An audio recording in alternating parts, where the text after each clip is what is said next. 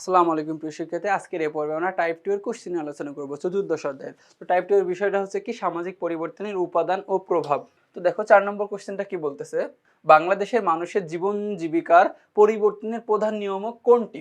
এখন দেখো বলতেছে বাংলাদেশের মানুষের জীবন জীবিকার পরিবর্তনের প্রধান নিয়ামক কোনটি নিচে, সামাজিক অবস্থা, প্রাকৃতিক দুর্যোগ, আবহাওয়া নাকি জলবায়ু? তো আমরা জানি যে বাংলাদেশের মানুষের জীবন জীবিকার পরিবর্তনের প্রধান নিয়ামক হচ্ছে কি জলবায়ু। এই জলবায়ু হচ্ছে কি আমাদের বাংলাদেশের জীবন জীবিকার পরিবর্তনের প্রধান নিয়ামক। তো দেখো এই জলবায়ু তো একটা চেঞ্জ হয়, তো যখন চেঞ্জ হয় তখন কি অনেক জীবন জীবিকার অনেক পরিবর্তন দেখা যায়। তারপরে বলতেছে 5 নম্বর যে সামাজিক পরিবর্তনের প্রাকৃতিক উপাদান কোনটি। দেখো এখানে চাইতেছে যে সামাজিক পরিবর্তনের প্রাকৃতিক উপাদান, তো বৈশ্বিক উষ্ণায়ন, জনসংখ্যা ও প্রকৃতি, জীবনযাত্রার মান নাকি জন্মহার ও মৃত্যুহার। তো দেখো এখানে আমরা বুঝতে পারতেছি যে প্রাকৃতিক উপাদান কোনটি, জনসংখ্যা, প্রকৃতি এটা প্রাকৃতিক উপাদান না, জন্মহার ও মৃত্যুহার প্রাকৃতিক না, জীবনযাত্রার মান এগুলো প্রাকৃতিক না। এর মধ্যে হচ্ছে কি বৈশ্বিক উষ্ণায়ন, এটা হচ্ছে কি প্রাকৃতিক উপাদান। এরপর আমাদের 6 নম্বর কোশ্চেনটা কি বলতেছে, দেখো যে নিচের কোনটি সমাজ পরিবর্তনের প্রাকৃতিক উপাদান। কি যে নিচের কোনটি সমাজ পরিবর্তনের প্রাকৃতিক উপাদান? দেখো জনসংখ্যা স্থানান্তর এটা কোনো প্রাকৃতিক উপাদান না, এটা না, ভুল। তারপরে খ নম্বর দৃষ্টিভঙ্গি পরিবর্তন, দৃষ্টিভঙ্গি পরিবর্তন প্রাকৃতিক উপাদান না। তারপরে কি নদী ভাঙ্গন, হ্যাঁ এই যে দেখো নদী ভাঙ্গন এটা হচ্ছে আমাদের কি সমাজ পরিবর্তনের একটা প্রাকৃতিক উপাদান। তো দেখবা এই নদী ভাঙ্গনের ফলে পরবর্তীতে কি ওই যে বাস্তুহারা মানুষগুলো কি শহরমুখী হচ্ছে, তার মানে কি একটা সামাজিক পরিবর্তন দেখা যাচ্ছে। তো সামাজিক পরিবর্তনে এটা হচ্ছে কি একটা প্রাকৃতিক উপাদান। এরপর আমাদের 7 নম্বর কোশ্চেনটা বলতেছে কি, দেখো যে সামাজিক পরিবর্তনে প্রাকৃতিক উপাদানের প্রভাব কোনটি। দেখো বলতেছে যে সামাজিক পরিবর্তনে প্রাকৃতিক উপাদানের প্রভাব কোনটি। প্রাকৃতিক পরিবর্তনের প্রভাব, তো দেখো যে সামাজিক পরিবর্তনের প্রাকৃতিক উপাদানের প্রভাব 1 নম্বর ক নম্বর বলতেছে নতুন ভাবাদর্শ, ধার্মিক হওয়া নাকি মানুষের অভিবাসন নাকি জীবনযাত্রার মান। তো দেখবা যে কি সামাজিক পরিবর্তনের প্রাকৃতিক উপাদানের প্রভাবের ফলে কি হয়, মনে করো প্রাকৃতিক উপাদানের প্রভাবে উপাদান হচ্ছে কি একটা নদী ভাঙ্গন, মনে করো যে নদী ভাঙ্গন। তো এই নদী ভাঙ্গনের ফলে কি হয় দেখো বলো তো, এই নদী ভাঙ্গনের প্রভাবটা কি হয় পরে। এই নদী ভাঙ্গনের ফলে মনে করো যে যাদের কি নদীতে মানে যে ঘর বাড়ি একদম পরে ভেঙে যায় তখন কি তারা বাস্তুহারা হয়ে যায়। এই বাস্তুহারা মানুষগুলো কি হয় করে পরবর্তীতে দেখবা যে পরবর্তীতে শহরমুখী হয়ে যায়। তো শহরমুখী হওয়ার পরে একটা কি যে আলাদা ধরনের প্রভাব সৃষ্টি করে, কি এই যে জীবনযাত্রার মানের প্রভাব সৃষ্টি করে। তাহলে কি যে প্রাকৃতিক প্রভাব হচ্ছে কি জীবনযাত্রার মান, তো বিভিন্নভাবে জীবনযাত্রার মান আলাদা হয়ে যায়। এরপর 8 নম্বর প্রশ্ন বলতেছে সামাজিক পরিবর্তনে জৈবিক উপাদান কোনটি। দেখো জৈবিক উপাদান কোনটি সামাজিক পরিবর্তনে, আমরা বলতেছি যে সামাজিক পরিবর্তনের জৈবিক উপাদান দেখো জীবনযাত্রার মান, বৈচিত্র্যপূর্ণ সংস্কৃতি, নারী ক্ষমতায়ন, টেলিভিশন, রেডিও টেলিভিশন। তো দেখো এই যে এই তিনটা বৈচিত্র্য, সংস্কৃতি, নারীর ক্ষমতায়ন, টেলিভিশন এগুলো সম্পূর্ণ আলাদা। তো সামাজিক পরিবর্তনের জৈবিক উপাদান একমাত্র হচ্ছে কি এই যে জীবনযাত্রার মান, কি এই জীবনযাত্রার মান হচ্ছে কি জৈবিক উপাদান। এরপরে আমাদের 9 নম্বর কোশ্চেনটা একটু দেখি, কি বলতেছে যে সামাজিক পরিবর্তনের জৈবিক উপাদান কোনগুলো।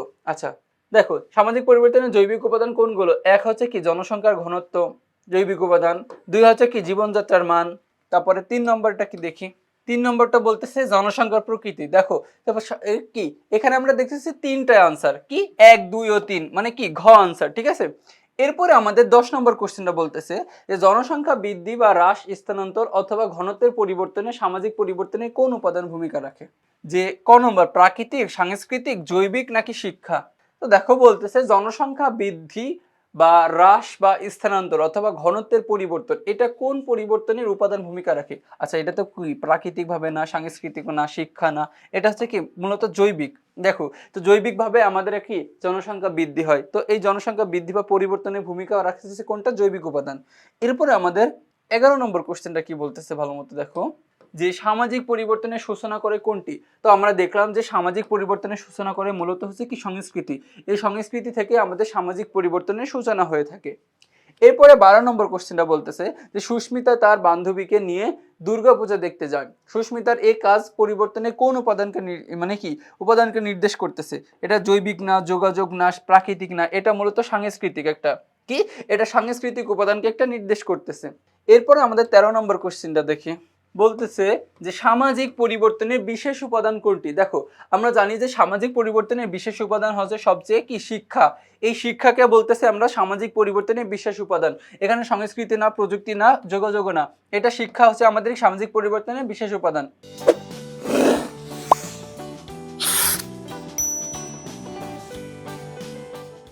14 নম্বর বলতেছে মানুষের মাঝে আত্মবিশ্বাস ও বিচার বিবেচনার ক্ষমতা জাগ্রত করে কোনটি? কি বলতেছে? মানুষের মাঝে আত্মবিশ্বাস ও বিচার বিবেচনার ক্ষমতা জাগ্রত করে কোনটি? 1 নম্বর বলতেছে কি নেতা, সঙ্গীত, শিক্ষা নাকি নৈতিক অবক্ষয়? আমরা জানি মানুষের মাঝে আত্মবিশ্বাস, বিচার বিবেচনা ক্ষমতা জাগ্রত করে মূলত শিক্ষা। তো দেখো যার ভিতরে শিক্ষা আছে তার ভিতরে আত্মবিশ্বাস আছে, বিচার বিবেচনার ক্ষমতা আছে। তো দেখো কোনটা সঠিক কোনটা ভুল এটার ক্ষমতা মানে কি বোঝার ক্ষমতা থাকে কোনটা থাকলে? আমাদের ভিতরে কি শিক্ষাটা থাকলে। এরপর আমাদের 15 নম্বর কোশ্চেনটা কি বলতেছে? 15 নম্বর বলতেছে যে সামাজিক পরিবর্তনের কোন উপাদানটির প্রভাবে নারীর ক্ষমতায়ন ত্বরান্বিত হচ্ছে? কি? যে সামাজিক পরিবর্তনের কোন উপাদানটির প্রভাবে নারীর ক্ষমতায়ন ত্বরান্বিত হচ্ছে? আমরা বুঝতে পারতেছি সামাজিক পরিবর্তনের এই যে শিক্ষার প্রভাবে, কি শিক্ষার প্রভাবে নারীর ক্ষমতায়ন কি হচ্ছে? ত্বরান্বিত হচ্ছে। এরপর 16 নম্বর কোশ্চেনটা বলতেছে বিজ্ঞানের প্রায়োগিক দিক কোনটা? আমরা জানি যে বিজ্ঞানের প্রায়োগিক দিক হচ্ছে কি? আচ্ছা, বিজ্ঞান এমন একটা জিনিস যে বিজ্ঞানের প্রায়োগিক দেখো যে তুমি যেখানে বিজ্ঞান প্রয়োগ করো সেই প্রায়োগিক দিক কোনটা? প্রায়োগিক দিকের ফলে কোনটা তৈরি হচ্ছে? দেখো প্রযুক্তি। প্রায়োগিক দিকের মানে দেখো প্রায়োগিক দিক হচ্ছে মূলত কি? প্রযুক্তি। এরপরে আমাদের 17 নম্বর কোশ্চেনটা কি বলতেছে? আচ্ছা, যদি আমাদের পরীক্ষা আসে যে প্রযুক্তি কি, তাহলে বলবো যে বিজ্ঞানের প্রায়োগিক দিককে প্রযুক্তি বলা হয়। এরপরে 17 নম্বর বলতেছে যে কোনটি সামাজিক সম্পর্কের পরিধিকে বিস্তৃত করে? দেখো যে সামাজিক সম্পর্ক, আচ্ছা এখানে সামাজিক সম্পর্ক, আচ্ছা সামাজিক যোগাযোগ মাধ্যম কি বলতো একটা আমাদের? ফেসবুক, তারপরে আর কি আছে? ইউটিউব, হোয়াটসঅ্যাপ, তারপরে আরো অনেক কিছু আছে, ইন্টারনেট আছে। তো ইন্টারনেটের মাধ্যমে এগুলো চলে সবকিছু, ঠিক আছে? তো দেখো এই ইন্টারনেটটা আমরা কি আমাদের জীবনকে আরো সহজ করে দিয়েছে। এখন বলতেছে কোনটি সামাজিক সম্পর্কের পরিধিকে বিস্তৃত করে দিয়েছে? আমাদের যে দেখো যে দূর দূরান্ত থেকে মানুষের সাথে আমরা কিভাবে যোগাযোগ করি, কিভাবে? এই ইন্টারনেট ব্যবহার করে। তো দেখো এই যে সামাজিক সম্পর্কের পরিধিকে বিস্তৃত করে দিয়েছে আর কোনটা? ইন্টারনেট। 18 নম্বর বলতেছে যে উচ্চ ফলনশীল বীজ সামাজিক পরিবর্তন কোন উপাদানের অন্তর্ভুক্ত? দেখো যে উচ্চ ফলনশীল বীজ সামাজিক পরিবর্তনের কোন উপাদানের অন্তর্ভুক্ত? এটা মূলত প্রযুক্তি। দেখো এই উচ্চ ফলনশীল বীজ কোন ভাবে তৈরি হয়? এটা হচ্ছে মূলত যে প্রযুক্তির মাধ্যমে তৈরি হয়। কি? এই প্রযুক্তির মাধ্যমে তৈরি হয়, বুঝছো? এই তারপরে বলতেছে 19 নম্বর কোশ্চেনটাকে বলতেছে যে নগরায়ন কি? তো দেখো ক নম্বর বলতেছে যে গ্রামীণ জীবন ছেড়ে নগর জীবন গ্রহণ প্রক্রিয়া নাকি শিল্প সম্প্রসারণের ধারাবাহিক উপায় নাকি নগর সভ্যতা গড়ে তোলার পদ্ধতি নাকি অর্থনৈতিক ও সামাজিক উন্নয়ন প্রক্রিয়া? তো আমরা বলতেছি যে মূলত নগরায়ন হচ্ছে এই যে গ্রামীণ জীবন ছেড়ে নগর জীবন গ্রহণ প্রক্রিয়া। তাহলে কি নগরায়ন এটাকে বোঝাতেছে? মানে কি তুমি গ্রাম থেকে শহরের দিকে মুভ করতেছো, মানে কি গ্রাম থেকে শহরের দিকে কি তুমি মুভ করতেছো, এইটাকে আমরা বলতেছি কি নগরায়ন। কি? এই যে নগরায়ন। আচ্ছা নগরায়ন মূলত কিসের জন্য হয়? এখন বলতেছে বুঝতে পারবা। দেখো যে কোনটি সামাজিক দূরত্ব বাড়িয়ে দিয়েছে? দেখো যে সামাজিক দূরত্ব কোনটা বাড়িয়ে দিয়েছে? শিল্পায়ন ও নগরায়ন, যাতায়াত ও নগরায়ন নাকি কি শিল্পায়ন ও যাতায়াত নাকি শিল্পায়ন মানসিকতা? এখন দেখো সামাজিক দূরত্ব বাড়িয়ে দিয়েছে মূলত শিল্পায়ন ও নগরায়ন। কি? এই শিল্পায়ন ও নগরায়নের ফলে মানুষ কি করতেছে? দেখো যে গ্রাম থেকে শহরের দিকে কি মুভ করতেছে মানুষ ভালো জীবনযাত্রার মানের জন্য। তাহলে কি এই যে সামাজিক দূরত্ব, এই সামাজিক দূরত্বটা আমাদের বাড়িয়ে দিয়েছে কি? শিল্পায়ন ও নগরায়ন। এরপরে 21 নম্বর কোশ্চেনটা কি বলতেছে আমরা একটু দেখি যে শিল্পায়ন ও নগরায়নের ফলে যা ঘটছে। আচ্ছা শিল্পায়ন ও নগরায়নের ফলে কি ঘটতেছে? দেখো শিল্পায়ন ও নগরায়নের ফলে কি ঘটতেছে? 1 নম্বর বলতেছে যোগাযোগ ব্যবস্থায় উন্নয়ন হয়। আচ্ছা শিল্পায়ন ও নগরায়নের ফলে কি হয়? দেখো যেখানে শিল্প কারখানা গড়ে উঠেছে দেখবা যে সেখানকার যোগাযোগ ব্যবস্থা আরো উন্নত হচ্ছে।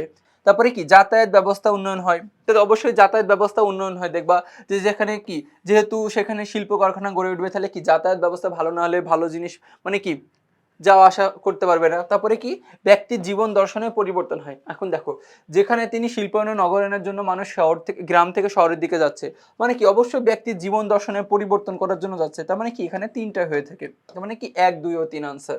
এরপর আমাদের 22 নম্বর কোশ্চেনটা একটু দেখি। 22 নম্বর বলতেছে যে কোনটি সামাজিক দূরত্ব বাড়িয়ে দিয়েছে? দেখো যে কোনটি সামাজিক দূরত্ব বাড়িয়ে দিয়েছে? আমরা বললাম দেখো যে সামাজিক দূরত্ব বাড়িয়ে দিয়েছে মূলত শিল্পায়ন ও নগরায়ন। এই শিল্পায়ন ও নগরায়নের ফলে কি হলো দেখলাম আমরা যে গ্রাম থেকে শহর, গ্রাম থেকে মানুষ শহরের দিকে কি ধাবিত হচ্ছে, মুভ করতেছে। তো দেখো এই জিনিসটা এই যে আমাদের যে সামাজিক দূরত্ব একজন মানে কি বাড়িয়ে দিয়েছে।